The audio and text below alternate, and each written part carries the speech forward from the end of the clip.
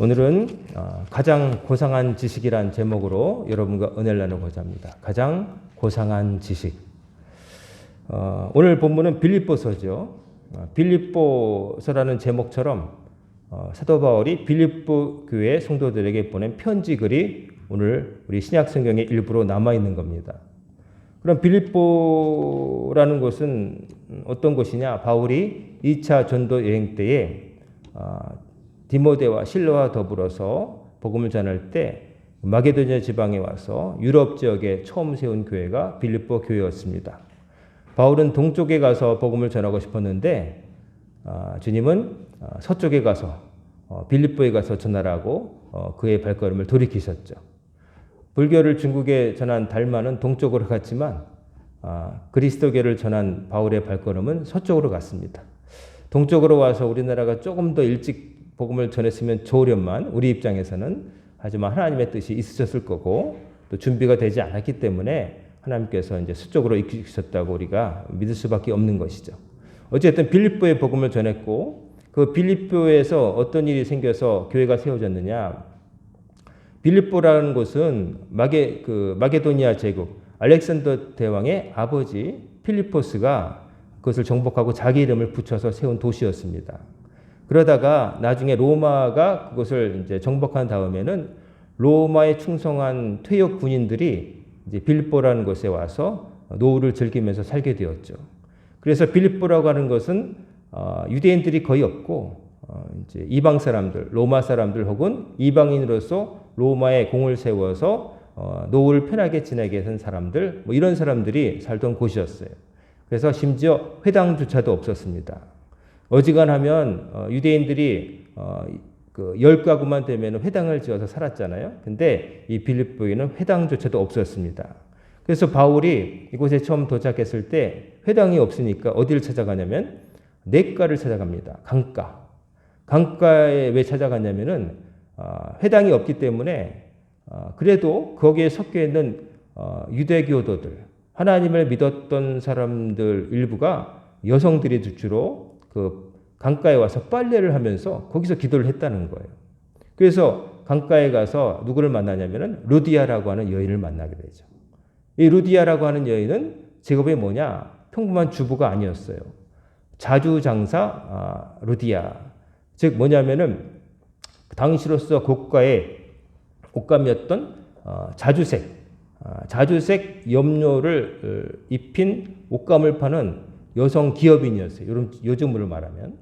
그래서 자기 집안에 거두는 사람도 많았고 가족도 있었는데 이 여인이 바울로부터 복음을 전달받은 다음에 개종을 합니다.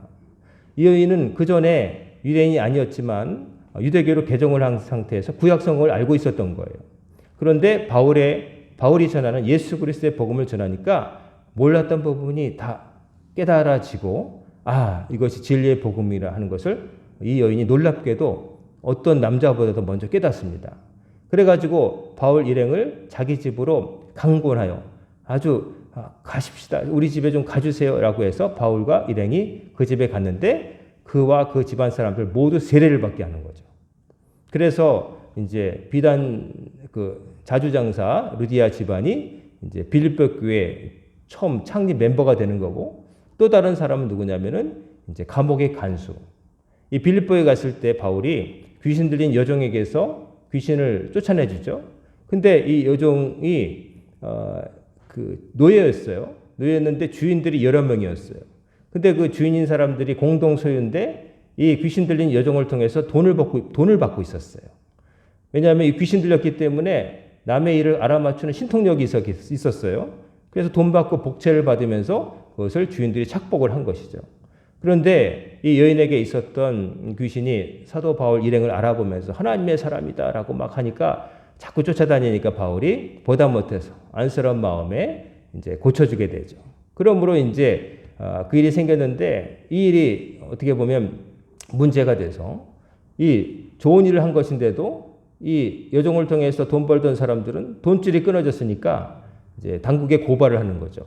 고발을 해서 이상한 풍습을 우리에게 전한다고 거짓말을 하는 거죠. 실은 자기들의 돈줄이 끊어졌기 때문에 한 짓이면서. 그래가지고 결국 바울이 이제 감옥에 갇히는데 아시다시피 감옥문이 열리고 이제 감옥문이 열리니까 간수는 자기 책임으로 자기가 죽게 될 것 같으니까 자살하려고 했을 때 바울이 우리 안 도망갔다 얘기하면서 그에게 새로운 삶을 주죠. 그래서 간수가 이 바울 일행을 꺼내주고 자기 집으로 들어가서 상처를 취해지고 그와 그 모든 식구들이 다 세례를 받고 또 구원을 받습니다. 그래서 이 간수의 집안 사람들하고 루디아 집안 사람들하고 빌립보 교회 초대 멤버가 되어서 빌립보 교회가 출발을 하게 된 것이죠. 근데 이제 빌립보 교회에서 있다가 이제 감옥에 갇히기도 하고 또 이제 나중에 보니까 바울이 로마 시민권자를 아니까 빌립보 교회 당국자들이 제발 좀 여기서 떠나달라고 얘기를 하는 거죠. 문제가 커질까봐. 그래가지고 바울이 이제 떠나게 되는데 떠난 이후에 빌립보 교회가 그래도 정말로 바울이 얼마 있지 못했지만 정말 견실하게 교회다운 모습으로 발전을 하게 되는 거죠. 그래서 바울이 떠난 다음에도 계속해서 바울을 도왔어요. 그리고 이 바울이 이 빌립보서를 쓸 때 감옥이 있었거든요. 그래서 감옥에서 쓴 편지이기 때문에 이제 빌레몬서, 골로새서, 에베소와 더불어서 옥중 서신이라고 하는 이유가 거기 있어요. 본문에 보면 매인바 됐다 자꾸 얘기하는데 그게 뭐냐면 투옥되었다는 얘기고요. 근데 이때 이제 이 감옥은 어디 있는 감옥이냐를 놓고 이제 두 가지 입장인데 하나는 로마일 것이다. 바울의 말년에 로마일 것이다라고 보는 입장이 있고 로마는 아니고 에베소였을 것이다. 에베소에서 써낸 편지일 것이다라고 말을 하는데 현재 대부분의 성서 신학자들은 에베소였을 것이라고 봅니다. 왜냐하면은 여러 가지가 근거가 있는데 에베소가 이제 빌립보하고 가깝다는 거, 에게 바다를 놓고서 가깝다는 거. 그래서 바울이 감옥에 있을 때 에바브로디도라고 하는 사람을 보내서 옥바라지를 하기가 쉬웠다는 거. 그리고 비슷한 시기에 바울이 에베소에 갇혀 있을 때 저수했을 다른 서신들, 고린도 후서라든지 다른 서신과 주제가 상당 부분 빌립보서가 겹친다 하는 걸 보고 그때쯤일 것이다. 그렇게 보면은 바울이 이 편지를 쓸 당시는 노년이라기보다는 아직 장년으로서 복음을 전하기 위해서 목숨을 던질 아주 투사와 같은 모습을 갖고 있을 그때다라고 짐작을 할 수 있는 거죠. 로마에라고 생각하면은 이제 모든 사역을 마치고 이 땅에 남아있을 일이 날이 적다는 걸 알고 마지막에 보낸 편지라고 볼 수가 있고 만약에 에베소에 갇혔을 때라고 하면은 그보다 훨씬 전 아직 한참 활약을 할 때였을 것으로 보는 거죠.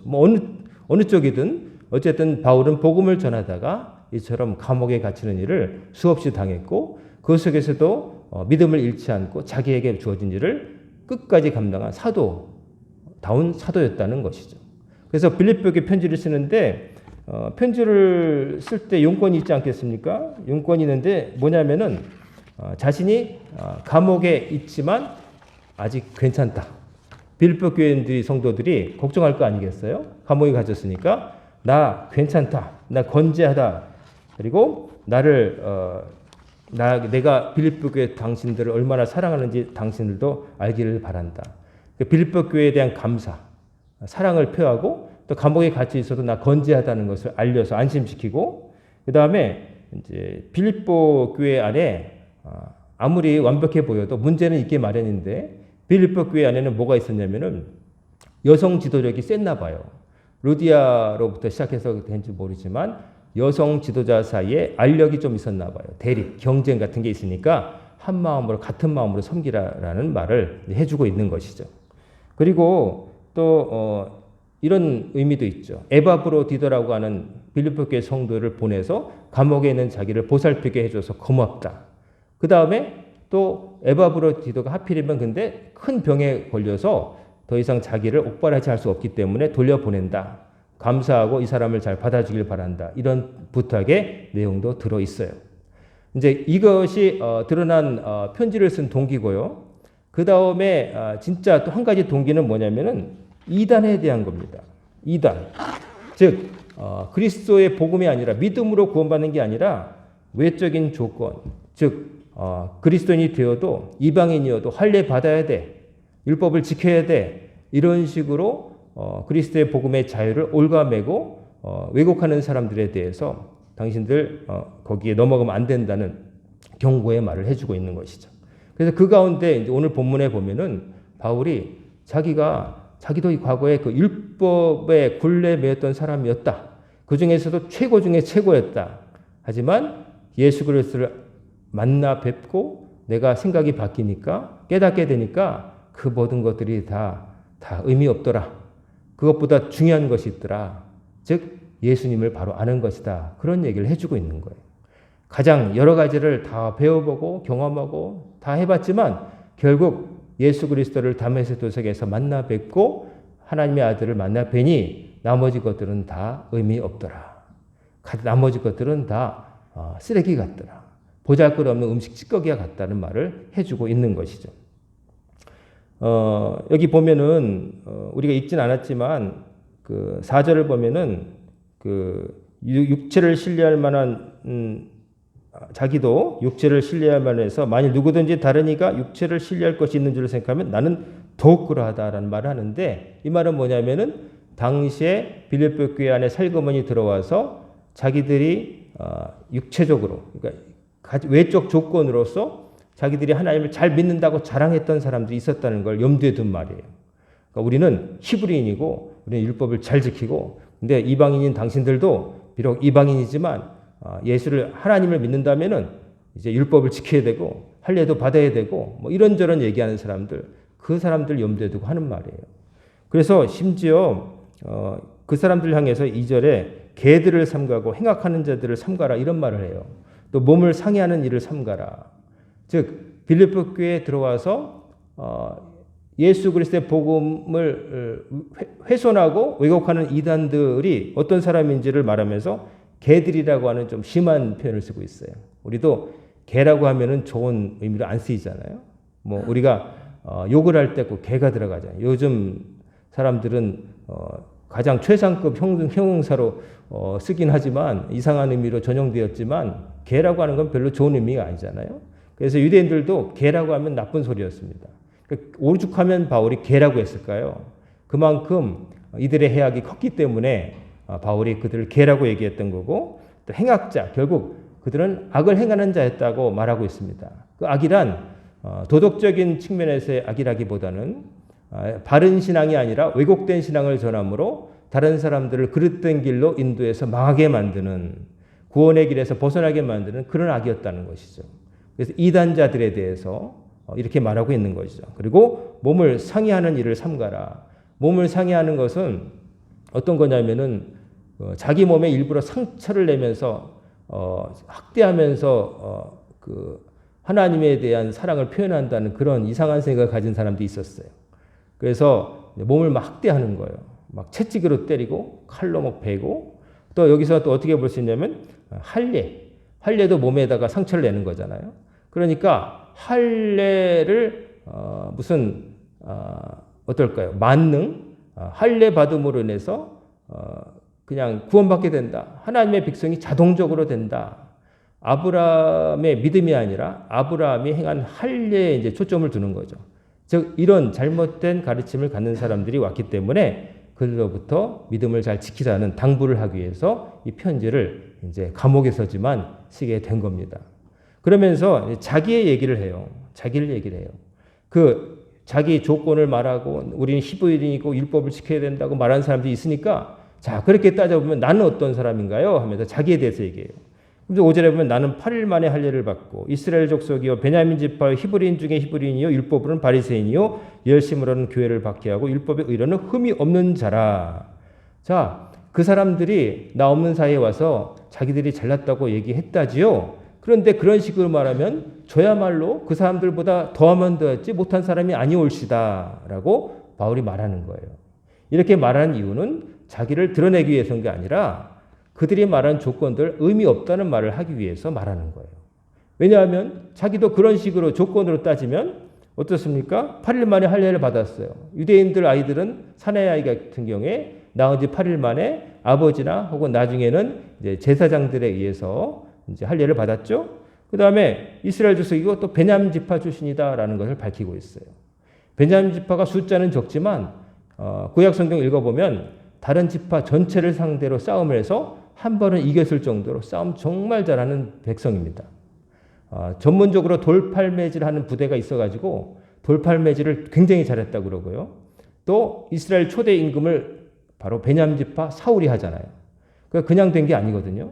베냐민 지파라고 하면은 왕을 배출한 지파라는 그런 자부심이 있는 거예요. 그래서 이 바울도 원래 이름이 사울이잖아요. 자기 지파의 낳은 최고의 인물 사울의 이름을 갖다 붙일 정도로 자기는 그런 지파 사람이다. 그리고 히브리인 중에 히브리인이요 율법으로는 바리새인이다. 가말리엘이라고 하는 당대 최고의 율법학자에게서 공부를 했어요.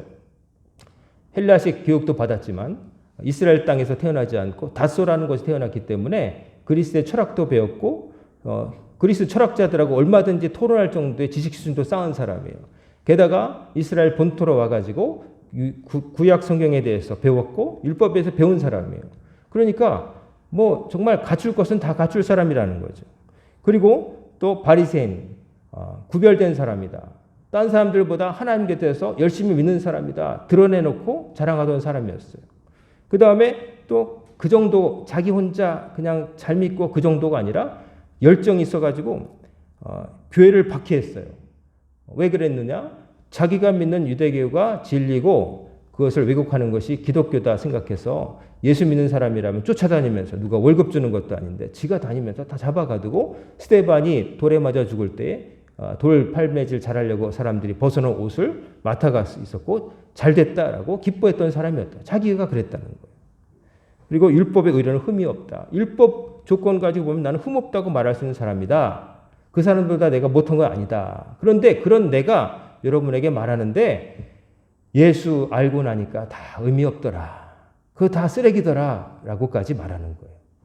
그 모든 것들이 그 쓰레기라고 하는 것은 뭐냐면은 그 자체로 악하다는 얘기는 아닙니다. 구약의 율법을 절대로 무시하지 않았어요. 문제는 뭐냐면은 사람이 구원받고 안 받는 거에 결정적인 요인이 아니라는 거예요. 그 사람들이 말하는 게 그 사람의 구원을 결정짓는 요인은 아니었다는 거예요. 근데 그거를 비본질적인 것을 가지고 강요하면서 여러분 당신들도 똑같이 해야 됩니다라고 말하는 거는 무식한 짓이다. 하나님을 모르는 거다. 복음이 뭔지 모르는 거다. 바울이 말하기 위해서 이 얘기를 하고 있는 거예요. 그러면서 뭐라고 하냐면 그러나 무엇이든지 내가 유익하다는 것을 내가 그리스도를 위하여 다 해로 여길 뿐더러 자기에게 유익하던 모든 것을 그리스도를 위해서 해로운 것으로 여겼다.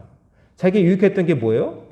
이른바 스펙, 간판, 바리새인, 또 헬라 철학을 배웠고 또 율법에 대해서 유명한 사람에게 배웠고 그러니까 요즘 말로 말하면 엘리트 중에 엘리트였다는 거예요. 그리고 로마 시민권자였어요. 그래서 정말 이렇게 갖춘 사람이 있을까 싶을 정도로 바울은 많이 갖춘 사람이었어요. 예수님의 다른 제자들을 보면은 물고기 잡던 사람, 뭐 또 정치 집단에 들어가서 그 칼 들고 다니던 사람도 있고 뭐 이런 사람들 여러 사람이 있는데 세리 심지어 마태처럼 세리로 세금 걷는 관리였던 사람도 있고 뭐 다양한데 이 바울을 놓고 볼 때 바울은 그 사람들에 비하면 엘리트 중에 엘리트인 거예요. 모든 면에서. 근데 이 사람이 그 유익했던 모든 것들이 그 사람들이 자기를 볼 때 이거 알아주고 칭송하고 했던 것들이 다 해로운 것이었더라. 주님을 믿는 데는 하등 도움이 안 됐고 의미 없는 것이었다고 증언하는 거예요. 자, 이 증언의 힘이 강하려면은 이런 것들을 다 경험해 본 사람이 의미 없다고 말할 때 힘이 있는 것이지 이런 것들을 쳐다만 본 사람이 의미 없다고 말하면은 설득력이 약한 거예요. 맛있는 것을 먹어본 사람들이 다 맛있다고 하는 음식을 먹어보고 별거 아니더라 라고 말할 때 그 말에 신빙성이 있는 거지 한 번도 못 먹어보고 그냥 보면서 안 먹어봤는데 맛없어 라고 얘기하면 누가 믿겠어요. 근데 바울은 이런 것들을 다 경험해보고 체험해보고 근데 내가 예수를 만나고 난 다음에 보니까 다 의미 없더라 이런 말을 하는 거예요. 그러니까 다 누려본 자가 하는 말이에요. 그러니까 힘이 있는 것이죠. 자, 그 다음에 8절에 보면 또한 모든 것을 해로 여기면 내 주 그리스도 예수를 아는 지식이 가장 고상하기 때문이라. 바울이 아는 것들은 참 많았어요. 구약 성경에 대해서 잘 깨고 있었겠죠. 율법에 관해서도 잘 알고 있었을 것이고 심지어 그리스 철학도 배웠기 때문에 아테네 가서 철학자들하고 막 말을 섞어도 전혀 꿀림이 없었어요. 근데 나중에 예수 그리스도를 알게 되니까 그 지식보다 고상한 건 없다. 예수님을 아는 예수님이 누구신지를 아는, 예수님이 가르치신 바의 의미를 아는 것보다 더 고상한 지식은 없었다. 최고의 지식은 예수님이 누구시고 예수님이 뭐라고 말씀하셨는지를 아는 지식이다라고 바울이 증거를 하는 거예요. 예수님이 누구신가요? 예수님을 누구신가에 대한 찬송가가 있죠. 찬송가 96장 보면 제목이 예수님은 누구신가? 제목이 예수님은 누구신가예요. 이 찬송가의 곡조는 장자크 루소가 지었어요. 철학자 장자크 루소가 음악을 하고 싶었는데 재능이 없었어요. 근데 이제 그래도 하나 작곡한 게 이거예요. 근데 여기에 찬송시를 붙인 거죠. 근데 예수님은 누구신가? 가사가 그렇죠. 오는 자의 위로와 없는 자의 풍성이요 천한 자의 높음과 잡힘 자의 노임되고 우리 기쁨 되시네. 예수님은 누구신가? 약한 자의 강함과 눈먼 자의 빛이시며 병든 자의 고침과 죽은 자의 부활되고 우리 생명 되시네. 예수님은 누구신가? 추한 자의 정함과 죽을 자의 생명이며 죄인들의 중보와 멸망자의 구원되고 우리 평화 되시네. 예수님은 누구신가? 온 교회의 머리와 만국인의 구주시며 모든 왕의 왕이요 심판하실 주님 되고 우리 영광 되시네. 예수님이 이런 분임을 아는 것이 가장 최고의 지식이었다라고 당대 최고의 지식인 입에서 이런 말이 흘러나오고 있는 거예요. 예수님이 누구신지를 아는 거. 예수님은 누구십니까? 여러 가지로 표현됐지만 결국 누구시냐면은 여러분과 저를 구원하실 구세주라는 거예요. 이거 모르면은 다 의미 없어요. 예수님이 여러분의 삶에 가장 중요한 분이라는 것을 깨닫지 못하면 여러분의 신앙생활은 핵심이 없는 껍데기에 불과한 것이에요.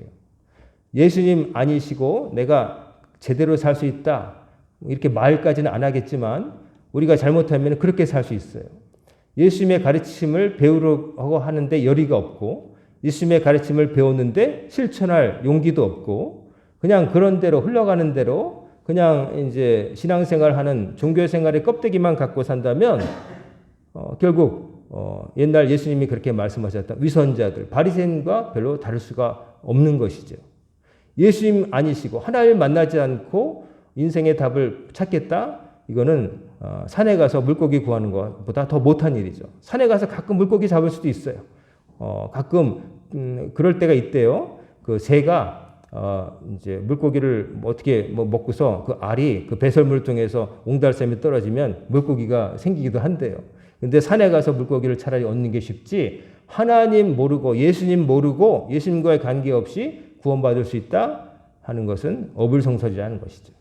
그래서 예수님이 여러분과 저에게 가장 중요한 분인 거예요. 다른 것은 몰라도 예수님이 여러분 삶에 어떤 분이신지를 여러분 바로 아셔야 돼요. 구세주라는 거예요. 세상 속에 속한 여러분을 구원하실 분은 예수님밖에 없다는 거예요. 다른 길은 없다는 거예요. 여러분이 있는 고민들 아까도 제가 광고 시간에 좀 말씀드렸지만 사람에게 하소연하고 뭐 다른 것에 의지하고 물질을 의지하고 뭐 내가 가진 알량한 지식을 의지하고 그거 보세요. 결국 한계가 바닥에 드러나게 마련이에요. 믿었던 사람을 어떻게 믿을 수가 있습니까? 여러분이 여러분 자신을 믿을 수 있습니까? 사람이 악하기도 하지만 약하기도 해서 믿을 대상이 못 돼요. 악해서 약속을 안 지키고 약해서 지키고 싶어도 못 지킬 때가 많잖아요. 마음은 그렇지 아니한데. 근데 그런 사람을 어떻게 믿고 의지하고 산다는 거예요. 돈 있을 수 있죠. 하지만 그게 언제나 나를 지켜주나요? 돈이 아무리 있어도 자기를 못 지켜줄 때 있어요. 가끔 TV에 가끔 그런 기사가 가끔 나오죠. 어떤 노인께서 별세하셨는데 나중에 그 집 장판을 뜯어보니까 돈이 엄청 많이 나왔더라. 안타깝죠. 살아계실 때 좀 개인적으로 좀 맛있는 거 드시고 집도 고치고 살았으면 좋았겠는데 그냥 추운 냉골에 살면서 그 돈 지키려고. 그리고 살아있을 때 그 돈 가지고 좋은 일 하면 얼마나 좋았겠어요. 그의 장례식 때 많은 사람이 와서 울어줄 것이고 장례를 성대하게 치러줬을 텐데 그러지 않고 그냥 꽁꽁 싸매고 그냥 묻어둬서 아무 의미도 없는 물질이 되고 말았어요. 자기 것도 되지 못했고 선하게 쓰지도 못했던 거예요. 그게 자기를 지켜줄 거라고 그것만 있으면 난 안전하다고 생각했기 때문에 그랬다고 저는 봐요. 근데 그런 것이 못 지켜주는 거예요. 사람도 물질도 또 나 가까운 사람도 나를 늘 지켜줄 것 같지만 누가 먼저 가고 나중에 가고는 정해진 거 아니에요. 하나님께서 정하신 거예요. 나를 지켜줄 분은 누구? 하나님밖에 없다는 거예요. 나를 아버지께로 인도할 분은 예수님밖에 없다는 것을 여러분이 이건 현실이고 여러분이 이것을 정말 꿈에도 잊으면 안 될 줄로 믿습니다. 여러분 그것을 알고 살 때 제대로 된 신앙생활을 할 수가 있어요. 무엇이 중요한지를 먼저 알고 그것을 중심으로 나머지 것들을 세워나가야지 하찮은 것들을 먼저 중심에 놓고 중요한 것들을 밀어놓게 되면은 그 삶은 언제나 잘못된 길로 향할 수밖에 없는 거예요. 바울이 또 말합니다.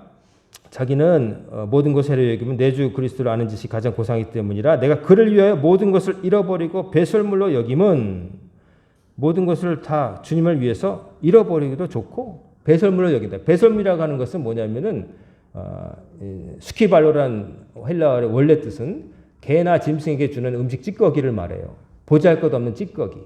그러니까 사람이 먹을 만한 음식이 안 되는 거죠. 즉 세상에 이런 지식들 다른 것들 이런 것들 막 말하는데 예수 그리스도를 믿고 하나님의 자녀가 되는 것 말고 그 밖의 것들은 가만히 보니까 다 하찮은 것들이더라.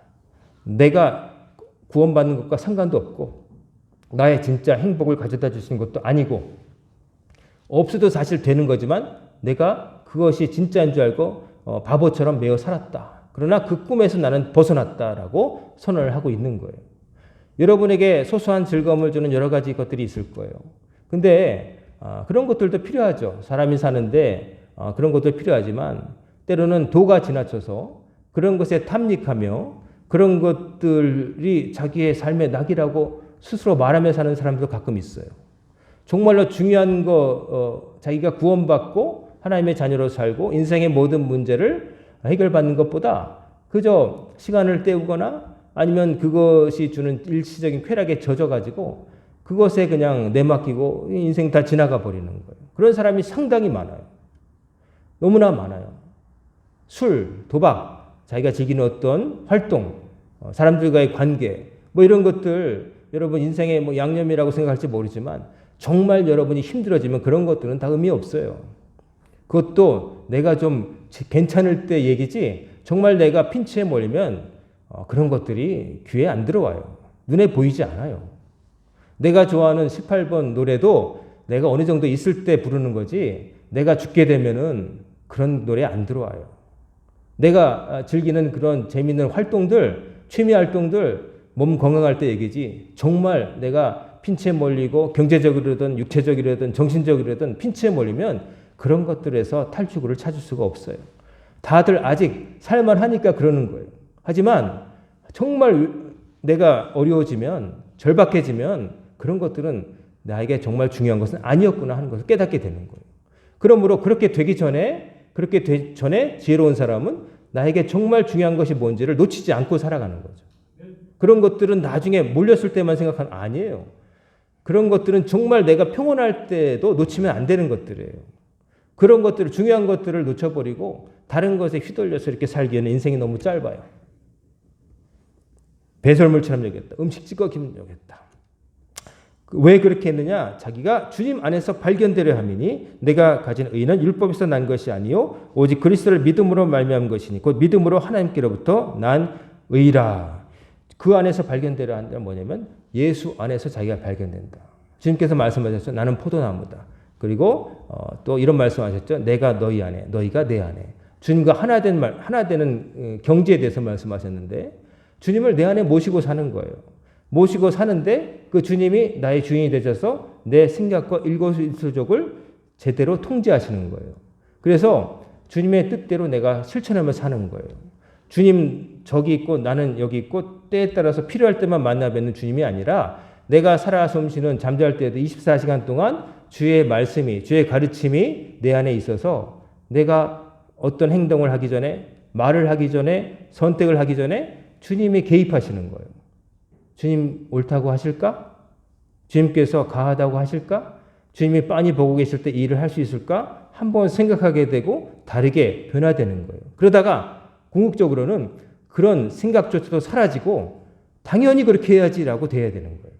처음에는 한번 생각하고 멈추고서 나는 이러고 싶은데 주님이 이렇게 말씀하시네. 갈등의 순간이 있겠지만 계속 그런 순간에 머물려고 하는 게 아니라 나도 모르게 변화되어서 당연히 그렇게 해야지라고 한 것이 주님 뜻에서 벗어나지 않는 그런 단계를 향해서 우리가 훈련받고 애쓰는 거예요. 여러분 그런 목표를 갖고 사시기를 간절히 소망합니다. 날마다 죽을 때까지 갈등하면서 탕자처럼 살지 마시고 갈등하지 말고 그냥 당연히 그렇게 해야 되지라는 걸 목표를 가지고 살아가시길 바라요.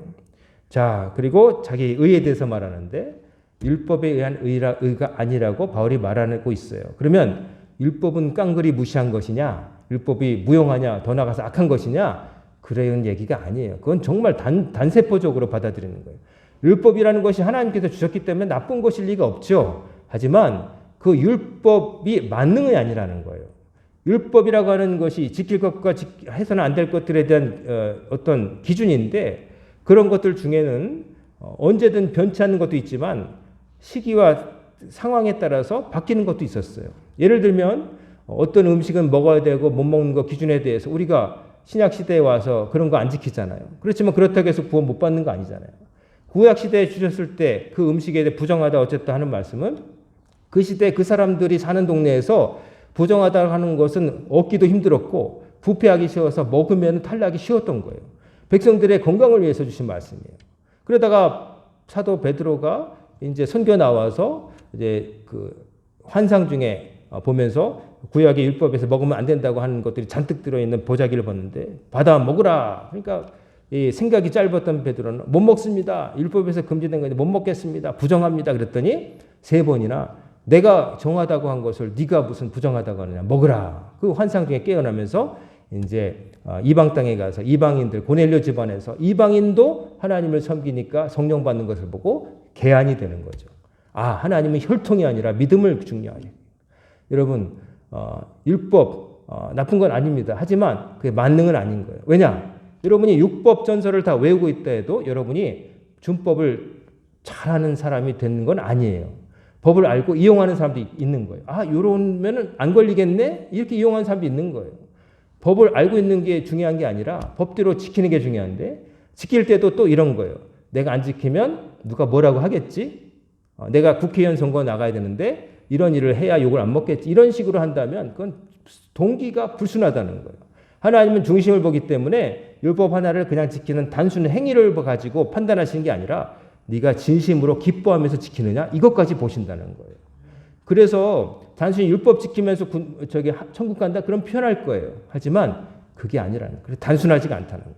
하나님은 행위 이면에 있는 동기까지 보시기 때문에 우리가 선행이라고 하는 남을 돕는 것을 한다 할지라도 그것이 정말 내가 받을 것 생각 안 하고 진심으로 긍휼한 마음으로 주면 선행이 되겠지만 내가 이렇게 주문을 해서 매스컴에 이름이 나고 다음 선거 때 내가 표를 2표는 더 얻을 것이고 뭐 이런 거라면 그건 1도 선행이 아니라 가증스러운 거라는 거죠.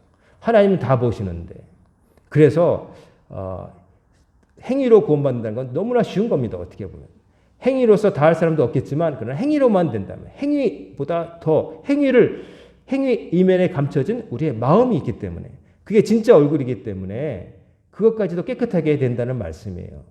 그래서 개신교가 천주교보다 간소하게 믿기 위해서 나온 게 아닙니다. 제대로 믿기 위해서 종교개혁을 일으킨 거예요. 성경에 기록된 대로 믿어야 되는데 성경에 기록되지 않은 것을 만들어내면서 겉으로만 향하면 된다고 얘기했거든요. 그러니까 그게 아니라는 것을 루터가 발견했고 실은 루터 이전에 바울이 이미 다 얘기한 거예요.